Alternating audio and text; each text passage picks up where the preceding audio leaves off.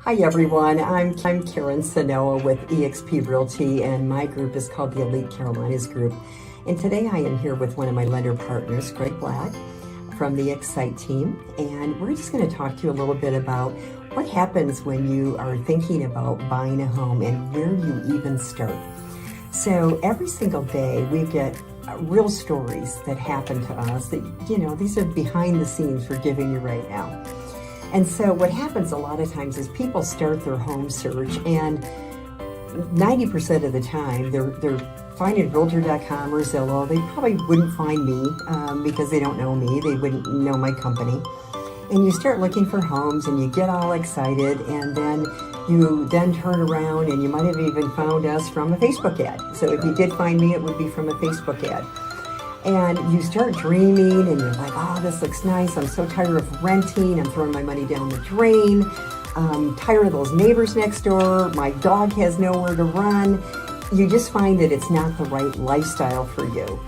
And then what happens is you'll find us on one of our marketing programs. And of course, we're going to ask you some questions. We're putting money behind these ads.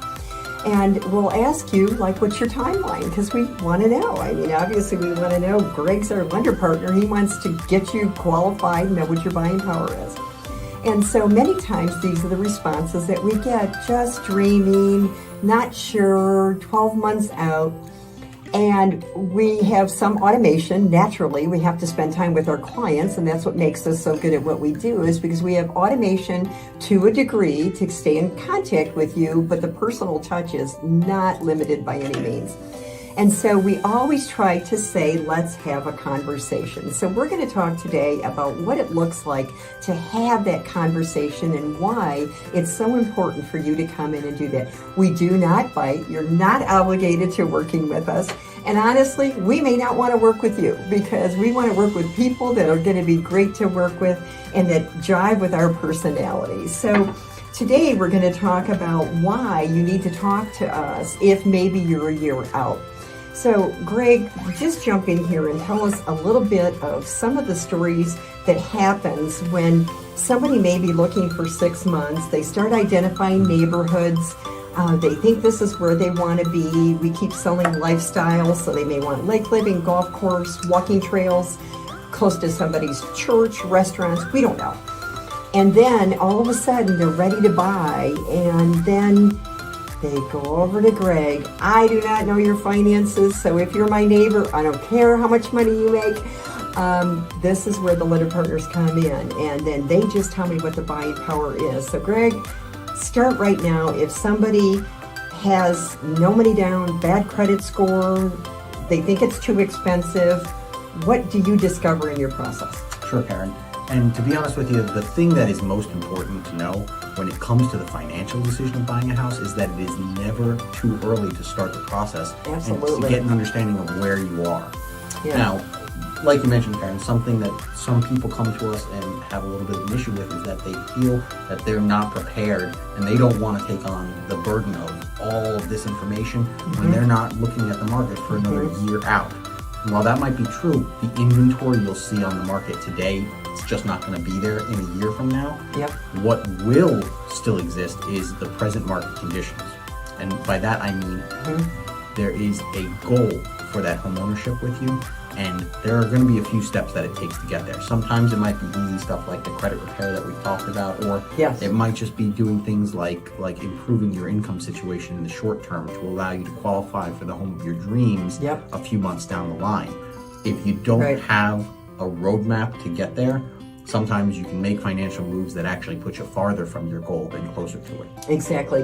And I have a video out there, the 10 must-nots when you're going to buy a home. And it's unbelievable how we will tell people time in and time out, we don't do this we do this from experience, everyone. But they'll be ready to close and they'll get a good deal on refinancing their vehicle, and they'll think that that's a good move because they're saving money. And next thing you know, we go to close and find out they can't buy that dream house because of that. So we are your consultants in one of the largest investments that you're going to make. So back to the credit score. So what happens many times is if you in fact are a year out, they can run your credit. It's not gonna crush your credit score by running your credit, because if you're not going to be buying a car or anything else, they know what you're doing, right? And by knowing what your credit score is, these lenders have unbelievable tools that are so simple sometimes to get that credit score out. So they might be making recommendations you don't have to even pay for. But sometimes these things take time to do. And sometimes they're the simplest solutions and we can turn people around quicker. Other times it may take a few months. So that's number one. The other thing is, one of the fallacies that we get all the time is, we talked about this in a separate video, they'll think that they don't have the money down. So Greg's going to talk a little bit about, you need 20% down, right, Greg? That used to be the way of thinking, Karen, but not so much anymore. There are actually a ton of programs out there that can help the average home buyer buy a home for anywhere between 5%, 3%, even 0% down if you're using certain government-backed programs depending on your area of purchase. Yeah. So with that being the case, maximizing the dollars that you have in your pocket, it's on everybody's mind right now as we're in this economy. And the best way to do that is to look at all the options you have and break away a little bit from that traditional way of thinking about putting 20% down on a home. So the thing is, you could actually have maybe a crummy year, but you know next year is going to be a better year for you financing, or maybe it's a couple and the one's, I'm on commission, come on, we never know what we're doing, right? And so, maybe you're on commission, but the other partner in the home is on salary, so you know that everything's still decent, but you're not making what you want. Well, sometimes you might actually qualify making lower income right now to get into zero down. You might get into no financing whatsoever. I had a listing, didn't even realize it was in a USDA area. That's a whole other thing you can talk to us about. And this person literally, it didn't cost them a dime to buy this house. I've had veterans where we've written them checks because it's zero down. Can you roll those closing costs in on a VA loan?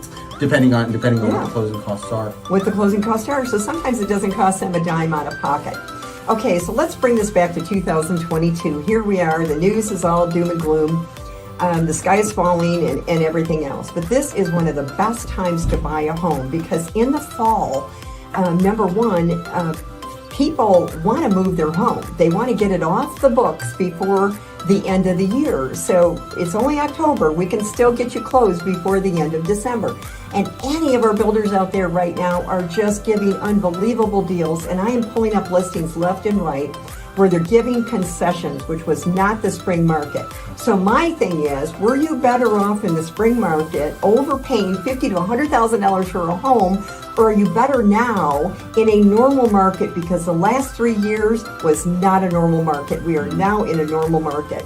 And in this normal market, this is what it is. So we still have tricks up our sleeve. Greg, let's talk about a 2-1 buy down, because you might be saying the interest rates are too high. I can't afford the buying power that I wanted in the past. Well, I'm a really good negotiator because I deal with deals that are hundreds of thousands of dollars and millions of dollars on a regular basis. And so if we structure the offer properly, this is what can happen. Greg, tell us all about the 2-1 buy down. Well, there are a couple of different options as far as ways to improve your financing or your purchase scenario. We explore a few different methods as far as that goes. A 2-1 buy down is a traditional buy down program where you're really buying down your interest rate for a period of time. Yeah. There are some other ways to structure deals that can be very favorable, not just for you as a buyer in the market, but also for sellers in their everyday transactions, whereby we can structure deals where there are some seller concessions even, that they can receive a higher purchase price on their home, but we can still put some of that concession money towards closing costs or even buying down the rate if that's your top priority. One of the things that we always try to take a look at as a holistic approach when planning mortgages is to make sure we account for not just the above average interest rate cycle that we're in currently, but where those rates are going to be in the future, so we can put you in a position where you can take advantage of not just a refinance, but different manipulations you can do in your existing loan to use things like private mortgage insurance or cut your interest payments down in general. When so many people think, I have to take out a 30-year loan. Well, nobody stays in their home 30 years. It's so rare that somebody stays. The average time is, 7 years maybe? Anywhere between 5 to 7 years. 5 to 7 years. And so right now might be the time to use some of these different products that are out there that you may not be familiar with. And we did a whole video on an ARM because I really had a misunderstanding on what an ARM was. I thought that an ARM went up with the interest rate, and that's not the case at all. Many times the different type of products that the lenders have, it can be fixed and then it adjusts accordingly. So the news doesn't tell you these things. And then people will say, oh, you guys just want a commission. Well, of course, yes, we do want to get a paycheck too. But we're not going to sit here and explain something to you. Either it makes sense or it doesn't. The numbers have to work. And if the numbers don't work, you're not going to qualify anyway. So don't throw money down the drain on rent. Don't not move because you're in a tight situation. Everybody's working from home and you're just struggling and pulling each other's hair out because the home isn't the right size for you anymore. Just please have a conversation with us. We are here to help you guys in any way that we can. Greg, any closing statements? Did we miss anything? No. We got the credit score, we got the down payment, we got the variable loans. I would just say, there is always a cost to waiting when you're talking about financial decisions, right? Yeah. And when it comes to looking at a market like today's where truly, as a buyer in the market, you've never been in a better position right now working in the Charlotte or the surrounding Carolina area. It's important to have that conversation as early as possible so you can understand what that cost of waiting is and you can make sure you're in a position to move when it's ready for you. Yeah, that's true. And the one thing I just thought of too that I want to add is many people are saying, well, there's been price reductions in homes. Well, let's just back up a little bit. So the spring market, those homes, when we do our AVM and our different values that we do for you on your home, these prices were outrageous.